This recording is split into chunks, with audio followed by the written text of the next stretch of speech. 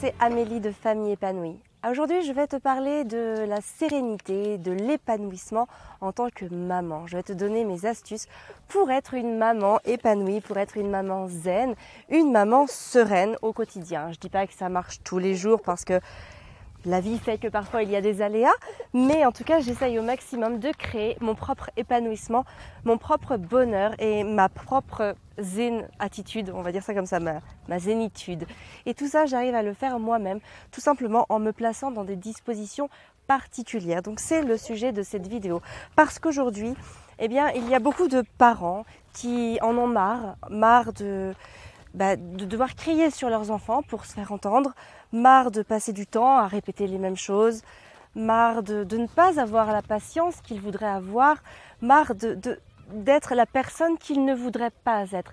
C'est-à-dire, quelque part, passer un petit peu à côté du bonheur dans lequel ils s'étaient projetés, passer à côté de ce qu'ils avaient envie d'être, à côté de l'idéal qu'ils aimeraient être.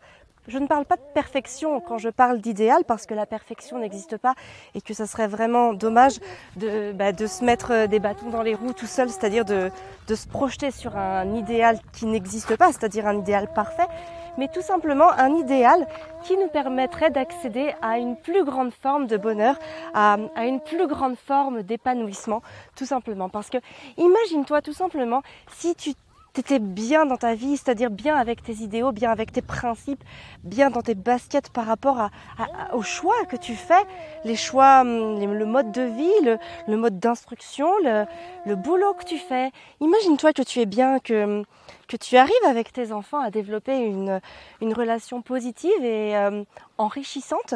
Eh bien, ça changerait vraiment ton niveau de bonheur, parce que ce sont toutes les choses que tu vis au quotidien qui te rendent heureuse. C'est pas tout ce que tu vas pouvoir acheter, tout ce que tu vas pouvoir envisager qui va te rendre heureuse. Tout ça, ce sont des illusions, parce que plus tu te projettes vers quelque chose que tu n'as pas, et plus tu t'éloignes de ton bonheur.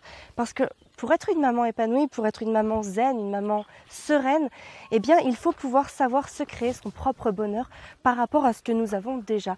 Il faut réussir à retrouver l'essence même du bonheur qui va nous rendre concrètement heureux et qui va nous permettre concrètement d'améliorer les relations avec nos enfants. L'une des plus grosses difficultés par rapport à ça, c'est que souvent nous ne sommes pas dans un bon environnement. Donc aujourd'hui, je vais te parler de comment créer un environnement favorable, un environnement positif pour devenir la maman épanouie que l'on mérite toutes d'être.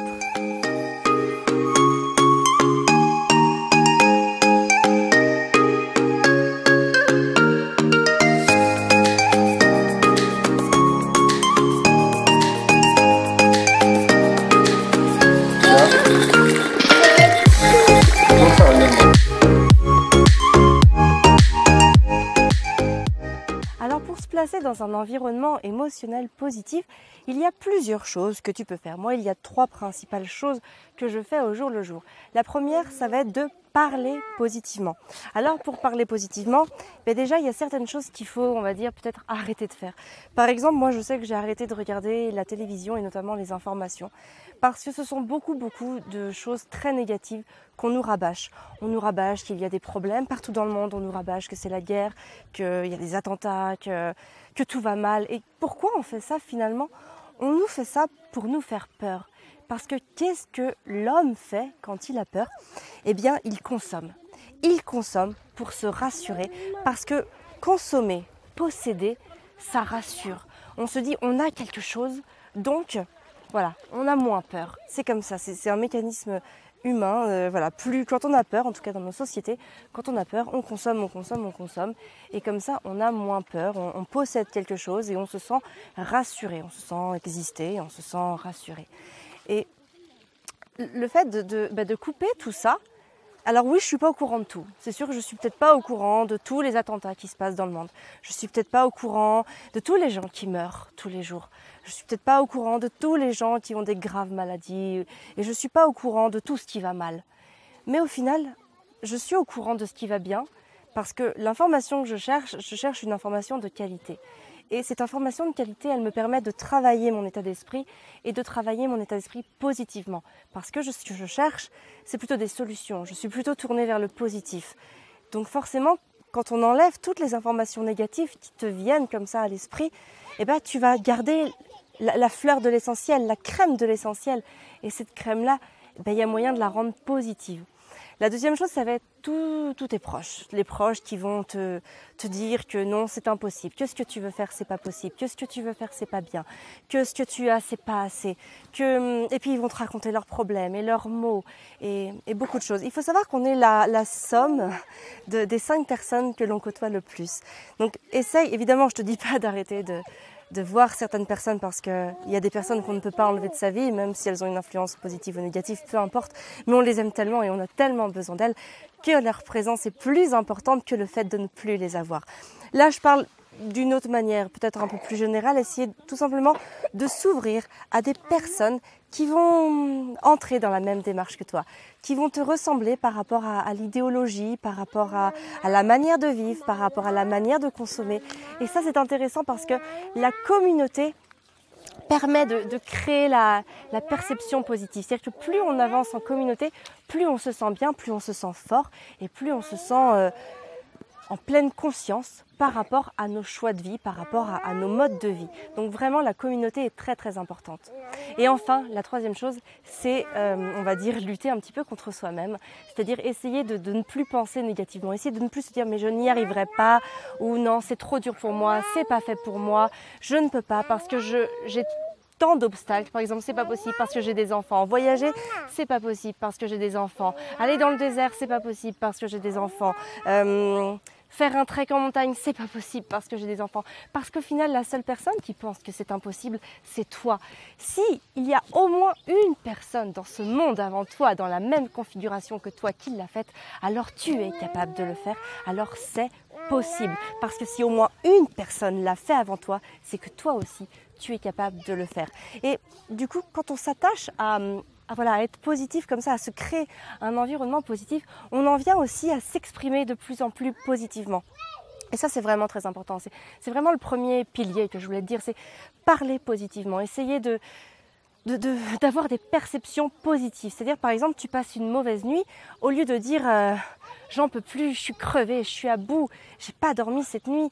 Et bien si tu changes et tu dis tout simplement je manque d'un peu de sommeil, ou je suis un peu fatiguée, ou j'ai un peu faim, au lieu de dire je crève la dalle, et bien tout ça en fait, ça va réagir parce que notre corps réagit à notre façon de parler. Les mots sont de vrais déclencheurs d'émotions. Il faut avoir ça en tête quand on s'exprime, c'est que notre corps est connecté à notre pensée. Et j'en viens à parler de mon deuxième pilier, c'est justement penser positivement.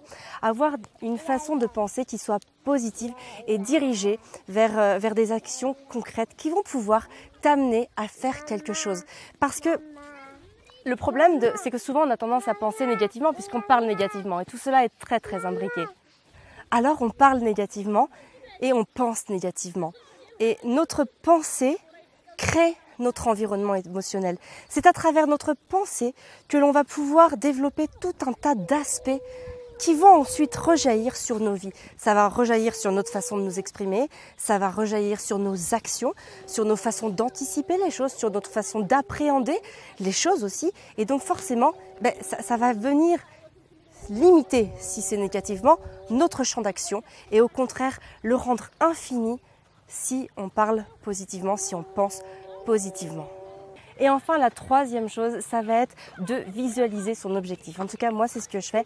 Je me crée des objectifs, je les visualise et après, je fais en sorte d'y arriver. Parce qu'à partir du moment où on a posé un objectif, ça veut dire qu'on a réfléchi à quelque chose, qu'on a un cheminement qui se met en place. Et donc, aller vers ce cheminement est un but en soi. Cheminer fait partie du voyage intégrant. C'est aussi une façon très constructive de changer et de faire évoluer sa pensée, sa façon de parler, sa manière d'être. Donc tout ça vont participer pleinement à ton propre épanouissement. L'objectif fait partie de l'épanouissement. Ceux qui n'ont pas d'objectif, ceux qui végètent ou ceux qui ne sont pas forcément dans une démarche de constructivité vont être beaucoup plus négatifs, vont avoir une tendance naturelle beaucoup plus négative parce qu'ils n'auront pas de leitmotiv pour aller plus loin. Et au final, notre bonheur se crée aussi par rapport à ce que l'on se projette. Et si on se fait une projection de soi positive, il y a de grandes chances qu'on devienne cette projection parce qu'on va tout faire pour arriver à cette projection. Donc voilà, vraiment visualiser un objectif pour atteindre un plus grand niveau de sérénité, un plus grand niveau de bonheur au quotidien. C'est vraiment quelque chose qui marche pour moi et qui est très très important dans mon quotidien.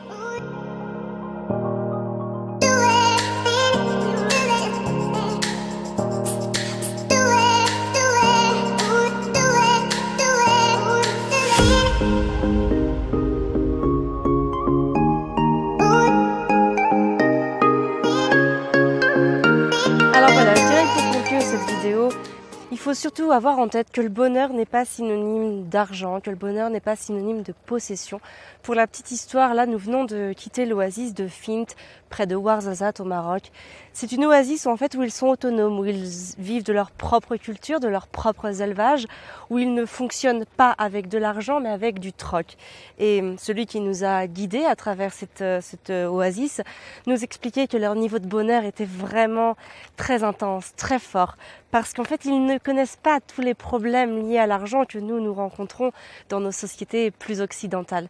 Et c'est vrai qu'il nous disait que les gens étaient heureux, ils sourient, ils sont toujours prêts à aider les autres, prêts à être là pour les autres, et ils sont tout simplement heureux de vivre comme ils vivent. On a rencontré la même chose aux Philippines quand on a rencontré des personnes qui étaient très pauvres, au final qui ne possédaient rien ou presque rien matériellement, et pourtant qui possédaient la plus belle des fortunes puisqu'ils possédaient le bonheur.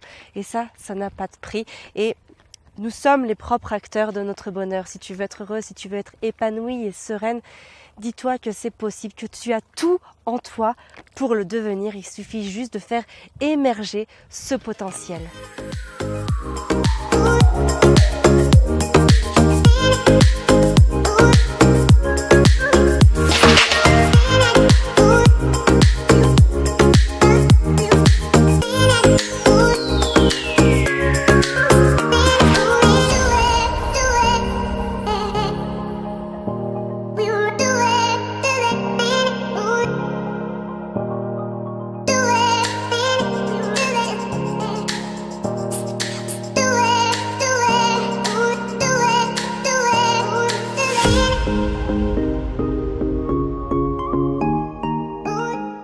Alors pour résumer un petit peu cette vidéo, pour accéder à un plus grand niveau de bonheur, pour être plus épanouie, plus zen et surtout plus heureuse, commence par vraiment parler positivement.